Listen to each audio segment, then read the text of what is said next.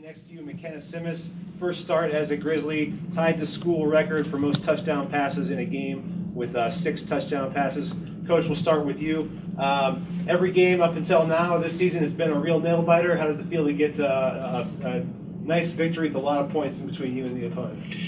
It feels really good. I was talking to the coaches on the headsets. I didn't know what to do with myself in the fourth quarter, where it wasn't a nail biter, and you're all stressed out trying to figure out a way to pull something off. And it was nice to have this thing under control, and the kids to go out and play the way we knew they could play. It's been a long time, and we did that the first week out, and it's been a long time since we really broke out and played well, and really proud of them.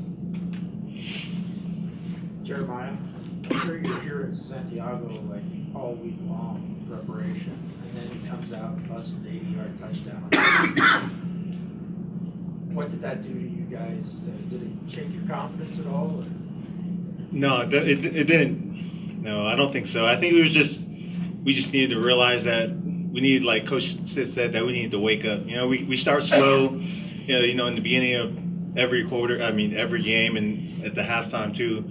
So I think we just needed to, just wake up, really. Did you guys make any adjustments after that run? You had a couple others, but you basically held in check after that. What adjustments did you make? We didn't really adjust anything, really. It was just more of, we wanted to be more gap sound. We just didn't have people at the right places at the first play. Kind of tying a school record in your first start. I'm sure that you didn't even imagine that coming in. No, not at all. I didn't even know that happened until about 5 minutes ago. So yeah, that's pretty cool. And found out it was JJ's too. So we're pretty good buddies, and it'll be kind of cool to talk to him about that. What went well for you out there today? Sorry, I didn't get that. What was working for you? Oh, I just felt comfortable. We knew that they were going to bring a lot of dudes, and our O-line was doing a great job of picking that up. I just felt like I could sit back there. And it's easy when you got dudes on the outside that can create separation, and you just got to get them the ball. They made some incredible plays. Not all of those touchdowns were, in the end zone. There was some where they had to break a tackle and, go for another 40 yards. So yeah, I got to give it to those guys outside. Given the amount that North Dakota stacks the box and kind of brings pressure, did you think you had an advantage on the outside in the one-on-ones there? Yeah, we definitely wanted to try and get that stuff protected and get the ball to those outside guys, because when it's one-on-one out there, if you can make one guy miss, then you could easily have a touchdown. So unless some guys rally, but yeah, we knew we could do that, but we also felt like we could run the ball, and I think we did a really good job of both today. Coach, maybe can you just give us your assessment of Makena's performance right now? He did a great job of executing the game plan, and we went into it. We gave him some options, and we had some other things that we didn't give him options. And as we went through the game, we were allowing him to make some checks, and he did a nice job checking protections when he needed it, and he gave our receivers a chance. And when people are playing man-to-man against you, you've got some threats outside and weapons outside, but you just can't throw the ball up and overthrow them. And he gave our guys a chance every single time, and they made plays. So that was what I was proud of him about. He got us in a good protection, and then he put the ball where we had a chance to make a play. Makena, can you talk a little bit about the pass to Warner? Was that a check down?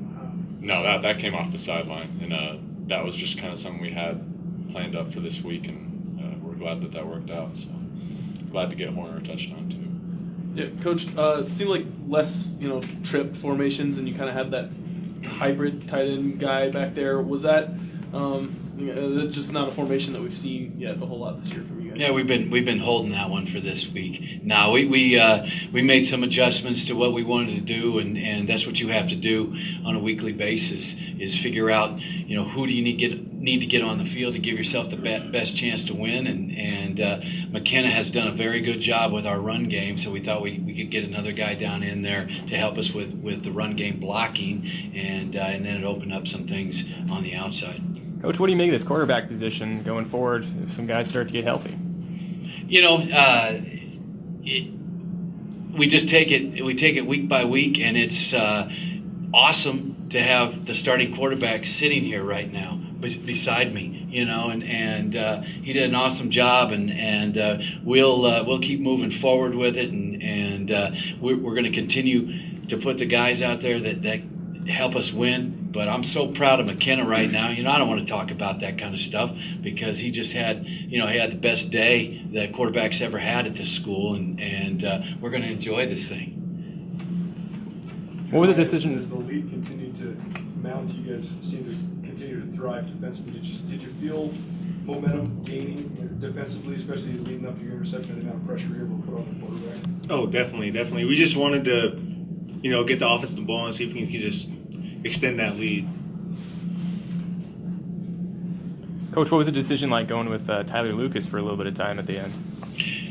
We wanted to get our first string out of there, and we needed to get some. It's nice to get some backup, some time, and Tyler's a guy that we gave reps all week, and he played quarterback for 3 years, and we thought that if we had, you know, if helmet comes off and somebody's got to go in, Tyler Lucas is a guy that could do it, and you saw that he's very athletic, and he's good enough throwing the ball that he could definitely do some things if we needed him to, but it was mop-up duty. But it was fun to watch him go out there and play. He had a blast too. Coach, aside from one play, could you evaluate the play of your defense? It was great, you know, and we've got to be able to find a way to come out and get all the gaps canceled and not give up a big play or a double pass or something like that. And our guys are lights out the rest of the game, and it just seems to either the first of the game or the second half starts that way. And we came out, we talked about at halftime, like, you guys got to wake up now. We got to come out and play some D, and they did. And we've got to be able to do that in both halves, you know, down the stretch. Maya, that goal line stand that you guys had, not a blowout at that point by any imagination, but how did you feel like that was a turning point? No, I wouldn't say it's just a turning point. I would say it gave us more confidence as a defense, just to, you know, to not let them score, even though, you know, they got us, you know, on our heels, but to be able to stop them and just gave us a little bit more motivation. When the offense scores as well as it did today, excuse me, does that take some pressure off the defense? Can you play a little looser maybe? I mean, you can say yes and no. You know, we want to,